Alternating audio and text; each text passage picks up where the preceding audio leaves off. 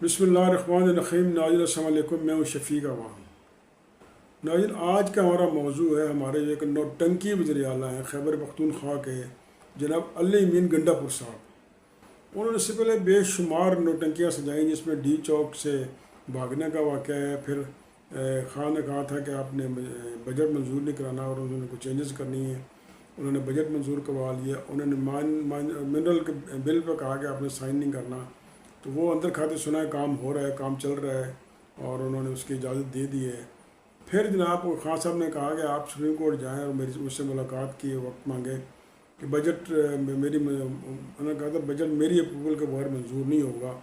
اور اس قسم کی بے شمار باتیں۔ پھر جو وہاں پہ انتقامی کارروائیاں ہو رہی ہیں خود پی ٹی آئی کے ورکروں کے ساتھ، پھر ایک وزیر وہ بھی نکال دیے گئے، اور یہ ساری چیزیں جو ہے وہ نشاندہی کر رہی تھی کہ علی امین گنڈا پور صاحب ہیں وہ ہاتھوں سے نکل گئے ہیں پی ٹی آئی کے۔ اب دیکھیں یہ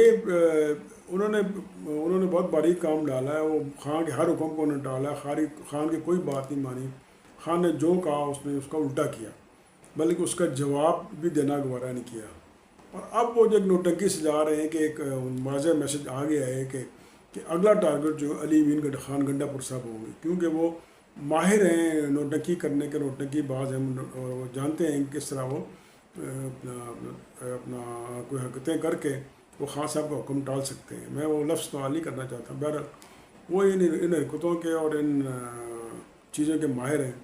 اور خان کے ہر حکم کو انہوں نے ٹالا ہے۔ لیکن آج ایک نوٹنکی سجا کے پہنچ گئے وہاں پہ اڈیالہ جیل کے باہر، جی مجھے اجازت دے رہی ہے اور میری کابینہ سمیت آ گئے۔ اب جب کہ اندر یہ خبر ہے کہ انہوں نے اپنے جو اس وقت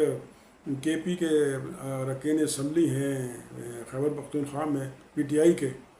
ان میں سے کوئی کہتے ہیں کہ لگ بھگ کوئی 20-30 کوئی 40 کوئی 50 کہہ رہا ہے کہ نصف کے قریب جو ایم پی ہیں وہ اپنے ہم خیال کر لیے۔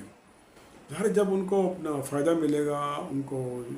جو ان کے بینیفٹس ہیں وہ ملیں گے، جو وہ چاہتے ہیں وہ ان کو ملے گا، تو وہ کیوں نہیں ادھر جائیں گے۔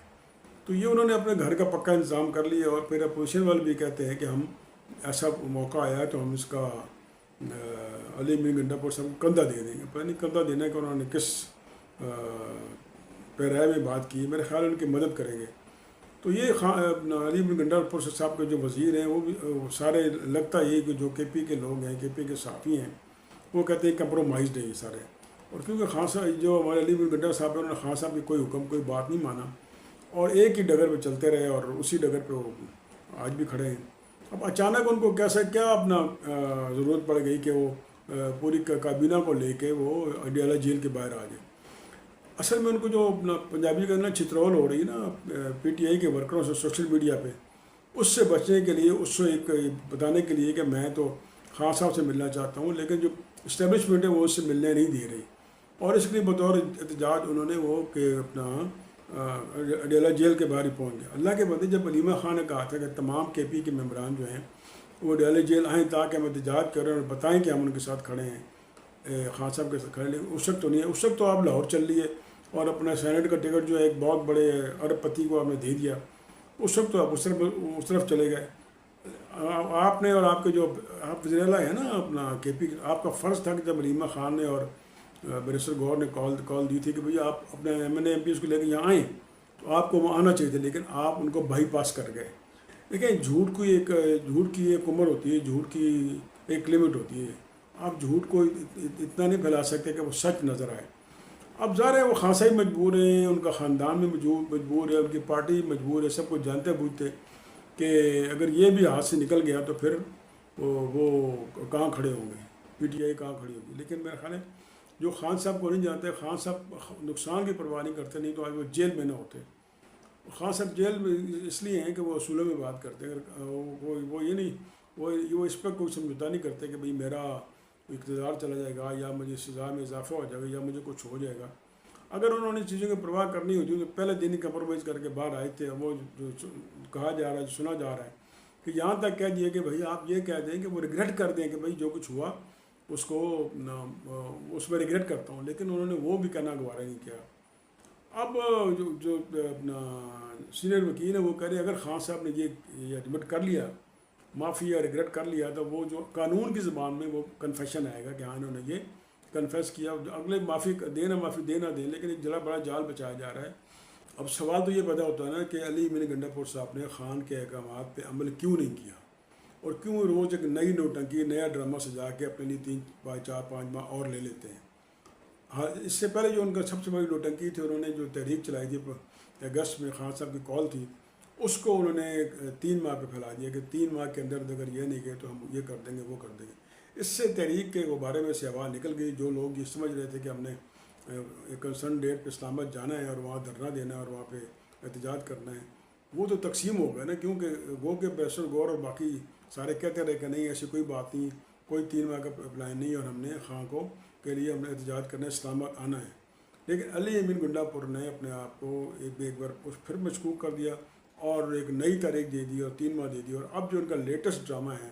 وہ جیل کے سامنے پہنچ گئے اور وہاں پہ اپنا کابینہ کی میٹنگ کی۔ اس سے خان صاحب کو کیا فائدہ ہوگا، یا ایسے سسٹم کو کیا نقصان ہوگا، یا ایسے لوگوں کو کیا نقصان ہوگا جو کہ خان صاحب کی رہائی نہیں چاہتے۔ ہاں، ایک اور ڈرامہ، ایک اور طبقہ انہوں نے اپنا سینے پہ سجا لیا، ایک اور کندھے پہ ٹانکا لگا لیا، اور وہ ٹانکے لگانے کے ماہر ہیں صرف یہ احساس دلانے کے لیے کہ وہ خان صاحب کی رہائی چاہتے ہیں۔ اگر وہ خان صاحب کی رہائی چاہتے ہوتے تو وہ ڈی چوک سے نہ بھاگتے اور وہ وہاں پہ قائم رہتے۔ لیکن ظاہر ہے وہ بھی کمپرومائز ہے، وہ بھی کہیں نہ کہیں انہوں نے اپنی جان بچانی ہے، اپنا پتہ نہیں کیا کیا انہوں نے وہاں تسلیاں دی ہیں، کیا کیا انہیں دکھایا گیا ہے، کیا کیا سنا گیا ہے۔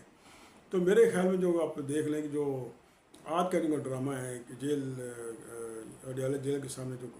کابینہ کا اراکین کا ایک کٹ کر کے، اور اس میں یہ کہا کہ میں یہ کر دوں گا وہ کر دوں گا، لیکن کوئی واضح پیغام نہیں دیا، جبکہ خان صاحب کہہ چکے ہیں کہ آپ احتجاج کریں، بھرپور احتجاج کریں اور اسلام آباد آئیں۔ اب خان صاحب کی جو اگلی ملاقات ہوگی ان کی بہنوں کی یا ان کے وکلا کی، پھر وہ اس پہ تبصرہ کریں گے کہ اس ٹوپی ڈرامے کا مقصد کیا تھا۔ اس ٹوپی ڈرامے کا مقصد صرف یہ تھا کہ ہمارے جو ورکروں کو بھی اپنا کمر پہ ہاتھ پھیر دیں گے، بھائی سب ٹھیک ہو رہا ہے، میں کر رہا ہوں، اور اسٹیبلشمنٹ بھی خوش ہو جائے، چلیں جی ہمارا جو بندہ ہے وہ دونوں دھڑوں کو خوش رکھ رہے ہیں، اور دونوں دھڑوں کو خوش رکھنے والا کبھی بھی کامیاب نہیں ہوتا۔